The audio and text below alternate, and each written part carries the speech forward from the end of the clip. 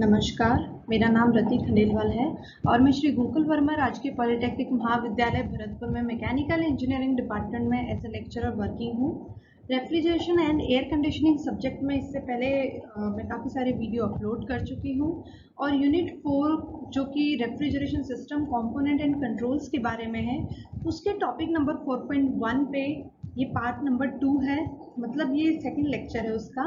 तो उसी को कंटिन्यू करते हुए हम आज वापस शुरू करते हैं टाइप्स ऑफ कंप्रेसर की तरफ, जिनके हम सबसे पहला टाइप जो देख रहे थे पॉजिटिव डिस्प्लेसमेंट का, तो वो हम फिर से कंटिन्यू करते हैं। लास्ट लेक्चर में मैंने आपको बताया था कि रेसिप्रोकेटिंग कंप्रेसर के बारे में, तो उसी से हम कंटिन्यू करते हैं वापस। आज हम उसको डायग्रामेटिकली हम देखेंगे और समझेंगे कि किस तरीके से ये काम करता है और क्या इसके एडवांटेजेस और डिसएडवांटेजेस हैं। तो चलिए हम कंटिन्यू करते हैं। तो हम बात कर रहे थे रेसिप्रोकेटिंग कंप्रेसर की।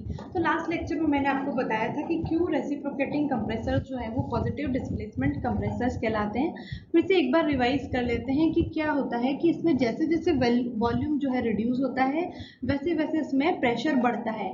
ठीक है, तो वॉल्यूम रिड्यूस करने में क्या होता है कि पिस्टन का जो मूवमेंट होता है वो अपवर्ड होता है और अपवर्ड मूवमेंट को जनरली पॉजिटिव मूवमेंट कंसीडर किया जाता है, इसीलिए उस पॉजिटिव मूवमेंट की वजह से इसे कहते हैं पॉजिटिव डिस्प्लेसमेंट कंप्रेसर्स। ठीक है, तो इसीलिए पॉजिटिव डिस्प्लेसमेंट कंप्रेसर कहलाए जाते हैं। और इसका मतलब है ये है कि they are taking in successive volumes of air which is confined within a close space and elevating this air to higher pressure. ठीक है, मतलब ये कन्फाइंड मतलब एक प्री डिफाइंड वॉल्यूम के अंदर ही ये एयर लेते हैं और उसको प्रेशराइज करते हैं थ्रू रिड्यूसिंग द वॉल्यूम। इस तरीके से हायर प्रेशर जो है वो अचीव किया जा सकता है। कंस्ट्रक्शन जो है मैंने आपको बताया था लास्ट लेक्चर में भी, यहाँ पे बता दो कि इन इंजन की जो कंस्ट्रक्शन है वो सिमिलर होती है रेसिप्रोकेटिंग इंजन के। आप किसी भी रेसिप्रोकेटिंग इंजन को उठा के उसकी कंस्ट्रक्शन देख सकते हैं और इसकी कंस्ट्रक्शन सेम होती है। इसमें वही piston, cylinder walls, connecting rod और क्रैंकशाफ्ट होते हैं, सेम मटेरियल के बने हुए जैसे कि इंजन में होते हैं।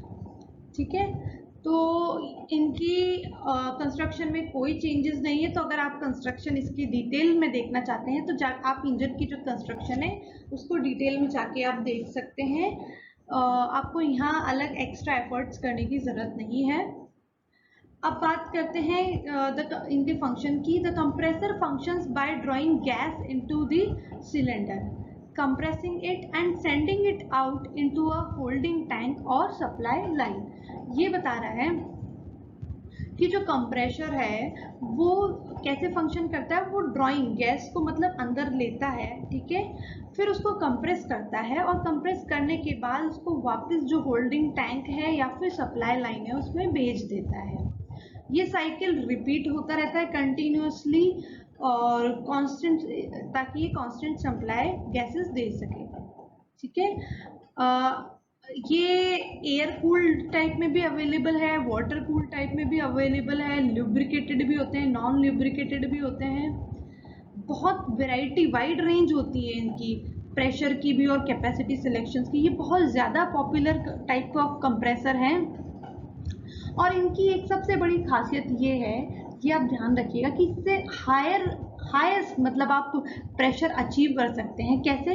इसमें मल्टी स्टेजिंग भी होती है। मान लीजिए कि आपका एक जो कंप्रेसर है उसकी लिमिटेशन है। बड़ी बड़ी इंडस्ट्रीज में क्या होता है कि मल्टीपल रेसिप्रोकेटिंग कंप्रेसर लगाकर उनकी स्टेजिंग कर देते हैं। स्टेजिंग का मतलब क्या होता है कि एक कंप्रेसर का जो आउटपुट है उसी को दूसरे कंप्रेसर का इनपुट बना देते हैं।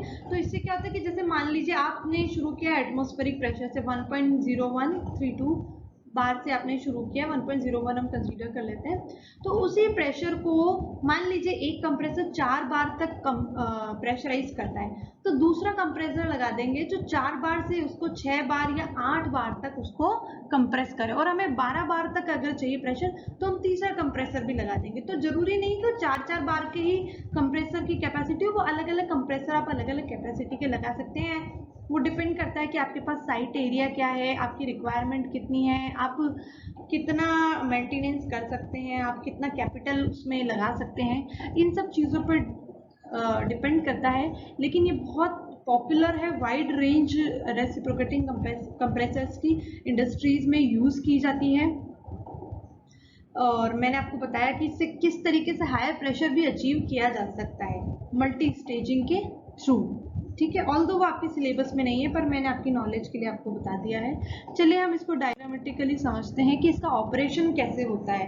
ठीक है, तो इसका ऑपरेशन देखिए, जैसे इंजन का टॉप डेड सेंटर है, बॉटम डेड सेंटर है, क्योंकि सेम इसकी जो कंस्ट्रक्शन है वो इंजन की तरह ही होती है, तो सेम वही टॉप डेड सेंटर और बॉटम डेड सेंटर यहाँ पे भी है। ठीक है, तो क्या होगा कि जब भी पिस्टन जो है वो टॉप डेड सेंटर से बॉटम डेड सेंटर जाएगा, तो जैसे जैसे पिस्टन धीरे धीरे नीचे जाएगा तो यहाँ पे क्या होता है, प्रेशर कम होता है। ठीक है, जब प्रेशर कम होता है तो वैक्यूम क्रिएट होने लग जाता है, नियरली अबाउट वैक्यूम क्लियर होता है, तो उस टाइम पे इनलेट वाल्व को खोल देते हैं जब पिस्टन नीचे। तो धीरे धीरे जैसे जैसे वैक्यूम क्रिएट होता है तो हवा, आपको पता है कि एयर का फ्लो हमेशा high pressure to low pressure होता है, इसीलिए जो हवा है वो इनलेट वाल्व के थ्रू सिलेंडर के अंदर आना शुरू हो जाती है।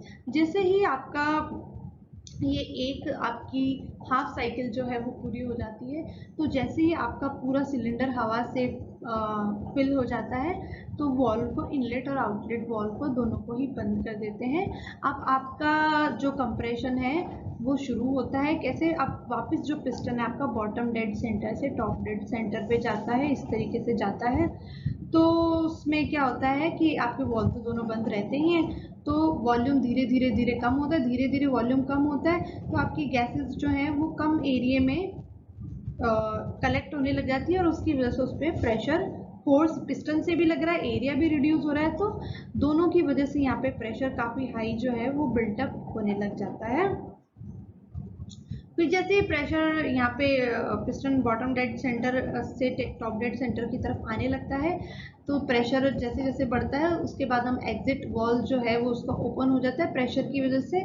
फिर यहाँ से एग्जॉस्ट वॉल्व से आपकी कंप्रेस्ड एयर जो है वो पिस्टन से इंजन सिलेंडर से बाहर आने लग जाती है, और यहाँ पे आप चाहे तो सब एक कलेक्शन टैंक में इसको कलेक्ट कर सकते हैं कंटिन्यूस सप्लाई के लिए, या फिर डायरेक्ट पाइप के थ्रू भी सप्लाई कर सकते हैं। तो कंटिन्यूस साइकिल इसी तरीके से जो है वो रेसिप्रोकेटिंग कंप्रेसर का चलता रहता है। ठीक है, इसको सिंपल तरीके से याद रखिएगा, अगर आपको इसकी प्रोसेसिंग याद नहीं रहती तो जस्ट इंजन का जो रिवर्स प्रोसेसिंग होती है वही इसकी होती है, लेकिन इंजन में जो वर्किंग फ्लूइड होते हैं वो अलग अलग होते हैं। इसमें वर्किंग फ्लूइड सिर्फ और सिर्फ आपकी हवा है, इस बात का ध्यान रखिएगा आप। ठीक है, क्योंकि आपको एयर को कंप्रेस करने के लिए ही इस कंप्रेसर की ज़रूरत है।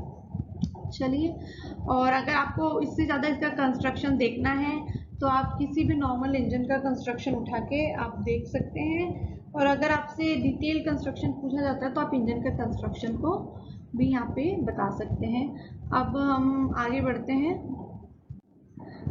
देखते हैं हम एडवांटेजेस और डिसएडवांटेजेस क्या है इस कंप्रेसर के। तो इस कंप्रेसर का सबसे पहला जो एडवांटेज ये है कि जो इसकी इनिशियल कॉस्ट ऑफ इंस्टॉलिंग है वो काफ़ी कम होती है और कंप्रेसर्स के कंपैरिजन में। ठीक है, क्योंकि जनरली जो कंस्ट्रक्शन जो इसकी बेसिक कंस्ट्रक्शन है वो इंजन की तरह है, तो जनरली ये अवेलेबल रहता है मार्केट में, और कई बार जो डिस्कार्डेड इंजन है मतलब उनसे भी वापस उनको रीन्यू करके और इस तरीके से करके उसको कंप्रेसर में एज ए कंप्रेसर वापस बिल्ड किया जा सकता है। तो इनिशियल कॉस्ट जो इंस्टॉल वो भी किया जाता है वो मैन्युफैक्चरिंग है, लेकिन इसकी जो कॉस्ट ऑफ इंस्टॉलेशन है वो इंस्टॉलेशन की कॉस्ट काफ़ी इजी है, क्योंकि इसमें ज़्यादा कुछ इंस्टॉलेशन में लगता नहीं है। ठीक है, और इसका दूसरा जो एडवांटेजेस है कि ये कंटिन्यूस फ्लो देने में सक्षम होते हैं। ठीक है, तो ये इसका दूसरा एडवांटेज है। तीसरा एडवांटेजेस ये है कि ये हाई पावर और हाई प्रेशर दोनों एक साथ दे सकते हैं। ठीक है, और सबसे इसका चौथा जो मेन एडवांटेज है कि ये जो है ऑयल कैरी ओवर से ये सफ़र नहीं करते हैं, इसमें किसी भी तरीके का एयर में ऑयल जो है वो नहीं जाता है। और डिसएडवांटेजेस क्या है कि इसके हाई कॉस्ट ऑफ मेंटेनेंस है, क्यों? क्योंकि इसमें मूविंग पार्ट्स बहुत ज़्यादा होते हैं। तो जब भी मूविंग पार्ट्स होते हैं तो उनमें वियर एंड टीयर, जैसे जैसे मूविंग पार्ट ज़्यादा होते हैं तो उनमें वाइब्रेशन भी ज़्यादा होती है, वाइब्रेशन की वजह से उसमें वियर एंड टीयर ज़्यादा होता है, इसलिए इसकी मेंटेनेंस ज़्यादा है। और सिमिलरली जैसे मैंने आपको बताया कि बहुत ज़्यादा मूविंग पार्ट्स की वजह से इसमें वाइब्रेशंस होते हैं, और वाइब्रेशंस की वजह से लॉसेस भी उससे रिलेटेड होते हैं। तो ये इसके डिसएडवांटेजेस हैं। तो यहाँ आज हमने रेसिप्रोकेटिंग कंप्रेसर्स की बात की है। नेक्स्ट लेक्चर में हम दूसरे कंप्रेसर्स के बारे में बात करेंगे। धन्यवाद।